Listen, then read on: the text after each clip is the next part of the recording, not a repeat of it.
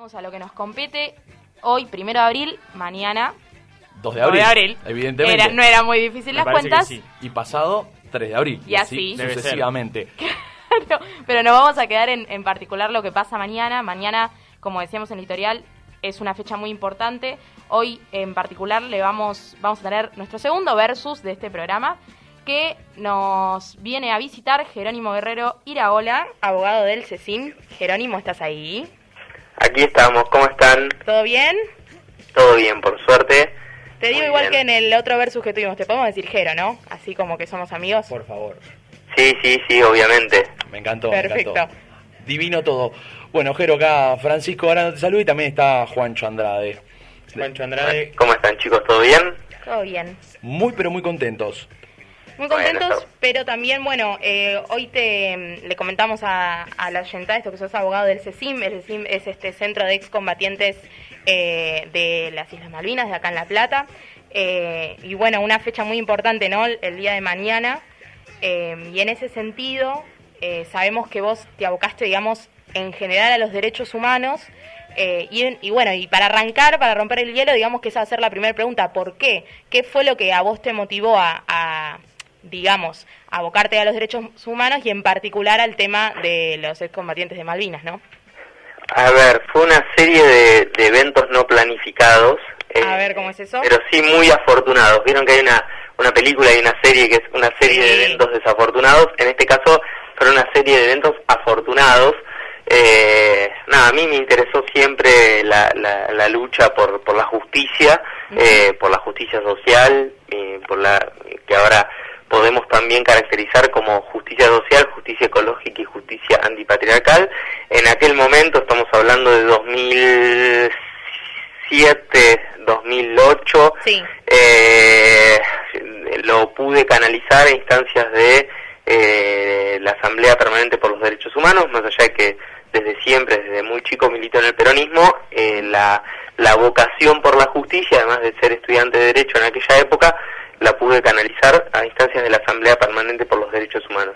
Allí conformamos un grupo muy interesante de jóvenes. Estaba Laurentina Alonso, que hoy es mi socia, colega, amiga, en el CECIM La Plata también. Estaba Estefanía Mancini, Silvina Negrete, estaba Joaquín Lanfranchi, había un Bruno Falco, Yamila Manes, Vanessa Manes, Santiago Giorello, una banda hermosa de pibes que nos encontramos ahí y empezamos a trabajar en varios frentes, digamos. Me acuerdo de haber trabajado en algunas cuestiones del juicio Unidad 9, algunas cuestiones de Circuito Camps, Comisaría Quinta. Hicimos el diario Verdad y Justicia, el diario de Unidad 9, hicimos el programa durante 3 años de la PDH Tengo Derecho, que se emitía los sábados por Radio Universidad. De todo estuvieron haciendo. ¿Qué? De todo estuvieron haciendo. Hicimos mucho, la verdad que era un grupo hermoso, estábamos todo el tiempo reunidos, todo el tiempo pensando cosas, proyectos, hubo proyectos de extensión, proyectos de voluntariado. Bueno, la verdad que fue una experiencia hermosa. Lo cierto es que en un momento determinado, el CECIM La Plata tenía un abogado, que es un abogado hoy juez muy famoso, y un compañero muy entrañable, que es Alejo Ramos Padilla. Sí. Y Alejo Ramos Padilla asume como juez federal de Dolores y obviamente debe dejar el patrocinio de todas las causas que lleva adelante como abogado. Un abogado que además patrocinó a Chicha Mariani, digamos, un abogado que muy que reconocido. la verdad que es un fenómeno. Y bueno, en ese momento es que el CECIM se queda sin abogado. Yo me había graduado en el año 2009, hacía 2 años, y recuerdo que era julio de 2011, y Laurentina, que era compañera mía en la PDH, me dice: Jero, Laurentina es hija de Ernesto Alonso, y bueno, lógicamente Ernesto es un pilar del CECIM, hoy es el secretario de Derechos Humanos del CECIM La Plata, excombatiente. Me dice: Jero, el CECIM se quedó sin abogado, ¿te sumás? Estaba Silvina Negrete en ese momento, estaba Estefanía Mancini, y empezamos a trabajar. Y bueno, y desde ahí fue como una secuencia que ya lleva 10 años, y que la verdad a mí me formó como persona, como profesional, como militante. Y yo creo que nada, que el CECIM es parte hoy de mi ADN, de mi vida política, ¿no? No me imagino todo lo que luego sucedió en mi vida como profesional, en la cosmovisión de derechos humanos que he ido, digamos, perfeccionando y sobre la que me he ido formando después en circuitos más académicos, más formales, como una maestría que terminé el año pasado en derechos humanos, pero no me imagino lo que hubiese sido mi vida sin este encuentro con el CECIM La Plata, que me transformó completamente. Sí, Jero, nombrabas, bueno, como la profesión más ligada a la memoria. Bueno, esto es un país que tiene algo muy particular con el tema de la memoria, la dictadura, y sobre todo con el acontecimiento de mañana, que más allá de cualquier tipo de pensamiento, ideología y demás, marca mucho, sobre todo me parece, a los pibes más jóvenes, que claramente no lo vimos. Nosotros tenemos 20, 21, 22 años, que siempre nos ponemos en el lugar de esos chicos que tuvieron que ir a Malvinas, cuando tendrían que haber estado haciendo otras cosas, y de una manera muy cobarde todos los dirigentes, y los mandaron, digamos, a defender algo que era muy, muy, muy complicado contra la mayor potencia de ese momento. Te quería consultar con respecto, si vos tenías algún allegado en el periodo de la dictadura, que eso también tenemos familiares y conocidos, que sobre todo que en la ciudad de La Plata ha pasado mucho, y bueno, con respecto al tema de la memoria, y anclarlo con el 2 de abril, que es mañana, que es muy, muy importante rememorarlo, y que siempre para adelante. Varias cosas. Primero, vamos por partes. Yo tampoco viví ni la dictadura ni la guerra. Yo nací en el 86, en septiembre. Tuve la mala suerte de haber nacido unos meses después del Mundial, o sea que ni siquiera vi como gurí el gol de Maradona, ni la mano de Dios ni el gol de Maradona, ese gol magnífico del relato de Víctor Hugo, ¿no? El mejor gol de la historia de los mundiales y tal vez de la historia del fútbol. Con lo cual, por eso digo, el CECIM es una escuela, es una universidad, porque ha sido un aprendizaje para mí total. Luego yo venía con una tradición de trabajo sobre la dimensión de el juzgamiento y la investigación en los crímenes de la dictadura, pero lo más importante, en función de lo que decías, que me parece que nos lega el CECIM, y esto es un legado sobre el cual tenemos que tomar la bandera, es que es imposible pensar la guerra de Malvinas por fuera del contexto de la dictadura. Yo hace un tiempo que vengo releyendo, y todo el tiempo, hay una pieza que me parece que es magnífica del testimonio periodístico, que es la carta abierta de un escritor a la Junta, de Rodolfo Walsh, en el aniversario del golpe de Estado, el 24 de marzo de 1977, y digo que es magnífica no porque haya descubierto la pólvora, es un material que suele estar bastante difundido. Ahora, modestamente, creo o percibo que no hay una lectura intensiva sobre la carta abierta de Rodolfo Walsh a la Junta Militar. ¿Y por qué digo que no hay una lectura intensiva? Porque generalmente nos quedamos con la dimensión de la denuncia de los crímenes de la dictadura y muy poco reparamos en los párrafos que vienen después y que para mí reflejan toda la potencia que hizo de Rodolfo Walsh, tal vez el periodista más alucinante que ha dado el siglo XX. Y él denuncia en su carta abierta una dimensión que para mí es clave. La dictadura cívico-militar vino a implementar dos planes sistemáticos. Un plan sistemático fue el de exterminio de personas, que quedó demostrado en la sentencia del juicio de las juntas, y cada vez que hay una sentencia en algún juicio por crímenes de lesa humanidad, esto se corrobora, se consolida, se cristaliza.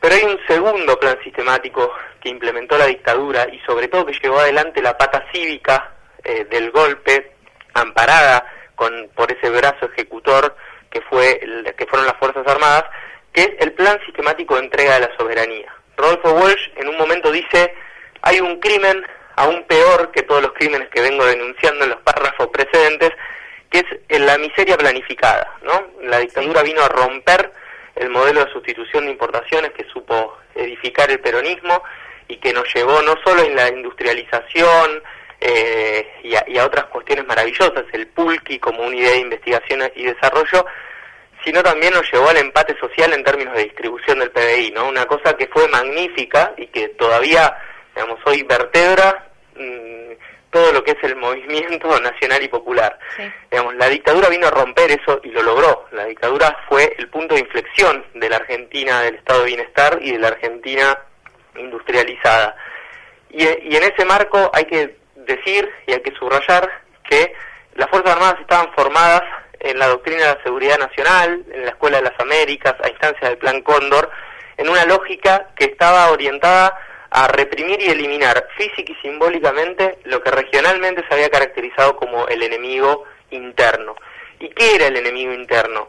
El enemigo interno eran los compañeros y compañeras que de algún modo expresaban una resistencia a eso que denuncia Rodolfo Walsh a un año del infausto gobierno, ¿no?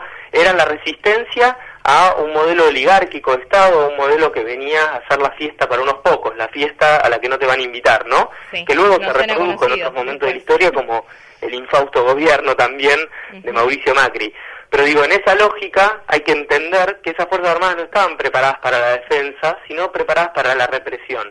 Y en ese marco es que torturaron a nuestros pibes, a los soldados excombatientes, en ese marco es que cometieron todas las tropelías que cometieron, y es así que terminaron de edificar las condiciones para que en Argentina la justicia social costara cada vez más, ¿no? De hecho, no sé, quintuplicaron la deuda, destruyeron la matriz productiva, destruyeron a los trabajadores, sí, no eliminaron, solo eso, ¿no? Sino que y exterminaron y desaparecieron a toda una clase dirigencial. La verdad es que Malvinas hay que entenderla en ese contexto porque la dictadura claramente nos alejó de Malvinas. Sí, no solo eso, sino que también en esto de destruir, digamos, como vos bien explicás, como distintas capas, no solo de la política, yo creo que también una de las esferas capaz que más se ha destruido es el tema de la identidad, digamos, que es lo que viene a proponer el 2 de abril, el 24 de marzo, la Noche de los Lápices, situaciones en las cuales yo creo que son momentos claves donde la memoria cumple su rol fundamental para, no solamente para constituirnos como argentinos, ¿no? Sino como personas que, digamos, esto no sucedió en otra vida, sucedió acá, y a veces, viste, uno como que ve el 2 de abril o ve el 24 de marzo, ve documentales y parece totalmente de película y uno no puede creer, pero realmente lo tiene que creer y por ende también está bueno que hoy estemos charlando con vos y que podamos tener presente el 2 de abril para no olvidar. Y en ese sentido, ya que vos te abocás, digamos, en el CECIM, capaz una de las preguntas que te quería hacer es qué actividades lleva más o menos el CECIM por fuera del 2 de abril en particular. Bueno, lo primero que lleva adelante, así como impronta muy marcada, son algunas causas en materia de memoria, verdad y justicia. Hay 3 causas que tienen mucha relevancia. Una de ellas es la causa que tramita en Río Grande, que es Tierra del Fuego, Antártida e Islas del Atlántico Sur, donde se investigan las torturas cometidas por oficiales y suboficiales en perjuicio de los soldados conscriptos. Esa es una de las causas. Hay otra causa que denunciamos en 2013 a miembros de las Fuerzas Armadas británicas por la comisión de crímenes de guerra en perjuicio de los soldados también argentinos, y una de las causas que inició el entonces abogado y juez Alejo Ramos Padilla y que tuvimos la posibilidad de continuar con Lauretina Alonso desde el CECIM, que es la causa de la identificación de los cuerpos enterrados como NS en cementerio Darwin. Esas son como 3 ejes en materia de derechos humanos. Además tiene una línea de trabajo por la soberanía en clave latinoamericana y en clave muy interesante de Argentina oceánica, la Argentina atlántica, la Argentina bicontinental, pensando Argentina también en clave de Antártida, y como una vía del desarrollo humano con justicia social y equidad. Me parece que ahí está la potencia del CECIM, que desde 1982 en adelante, cuando se conformó, ha sabido construir una escuela, una pedagogía, una lógica de intervención que sostienen con el cuerpo. Yo la verdad es que cuando hoy decía que el encuentro con el CECIM ha sido afortunado, es porque la verdad ha sido una matriz de formación en mi vida, no solo en mi vida, sino en la vida de todos los que con quienes me he topado y me he cruzado en este camino militante. La verdad es que la tarea del CECIM no se limita a pensar Malvinas en clave de la guerra de Malvinas, es decir, en clave de 1982, sino que se remonta por lo menos a 1833, que fue el momento en que el Reino Unido nos despojó de la soberanía por un acto imperial y de fuerza, y desde allí, digamos, en adelante, como nuestros pueblos, nuestra América ha intentado resistir al colonialismo y ha tenido momentos de avanzada de los procesos nacional populares, con una mirada soberanista en clave de justicia social y de desarrollo, y ha tenido otros momentos de retracción en donde ha primado un modelo de Estado oligárquico orientado a satisfacer las necesidades y los intereses de una pequeña minoría en detrimento de los intereses populares, con lo cual el CECIM es, como digo, es una universidad, es una escuela, es una segunda escuela, una escuela de participación, y yo estoy feliz de poder integrarlo y de ejercer, como vos decías, una memoria activa. Jero, y te consultamos ya para ir cerrando, si vos tuvieras que, no sé si convencer es la palabra, pero bueno, decirle a un joven la importancia que tiene la fecha de mañana, ¿qué le dirías o cuáles serían tus palabras?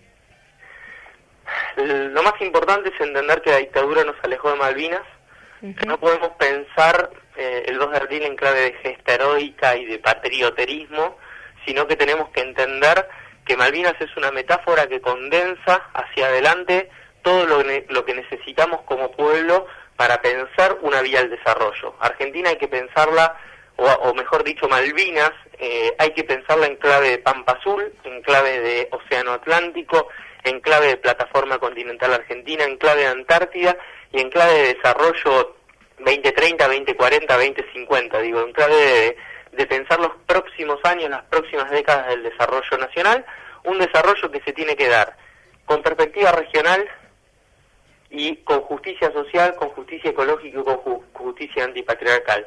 Si nosotros no podemos ejercer una soberanía en sentido amplio, que implica todo eso y que también implica la soberanía sobre nuestros cuerpos, la soberanía sobre nuestro pensamiento, verdaderamente vamos a estar condicionando a las generaciones futuras. Por eso es importante entender las continuidades, entender los puntos de inflexión y mirar Malvinas o pensar Malvinas en perspectiva amplia. Perfecto, Jero. Bueno, desde ya muchísimas gracias por tu tiempo, por haber estado al aire con nosotros acá en la 90.9 Radio La Plata. Y bueno, lo que decís vos, seguir generando memoria y más mañana. Y bueno, y que de una vez por todas en algún momento pueda haber una justicia, ¿no? Y que muchísimas familias puedan cerrar un ciclo y nada, estar en un lugar un poquito mejor. Así es, que así sea. Muchas gracias a ustedes por la nota. Hasta luego, muchísimas gracias. Y pasaba... Jero, ya lo asociamos como un amigo, ¿no? Ya es Jero, sí, como cada versus acá pasa eso. No me dejas meterle seriedad a la cosa. No, una vez que pasaste por el versus, ya está. Quedaste como amigo. La próxima vamos a tomar una birra, ¿no? Y sí. Es así. Bueno, perfecto, 41 minutos marca el reloj, seguimos al aire.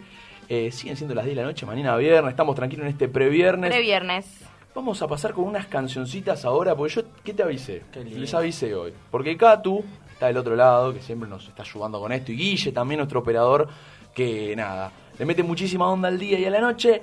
Se viene una playlist muy pero muy buena, y tenemos muy varieté todo, muy varieté, así que ahora te vamos a dejar con unos temitas. Suena primero The Weeknd, suena después Nicki Nicole. Mirá qué crossover medio raro que te metimos. Me encanta, igual. Y después venimos con más porque tenemos la sala de espera, que la mochila de Juancho está intratable, tenemos la René y tenemos novedades. Así que quédate con nosotros, que esto recién empieza en Agenda Radio, el irresponsable plan de contar lo que pensamos.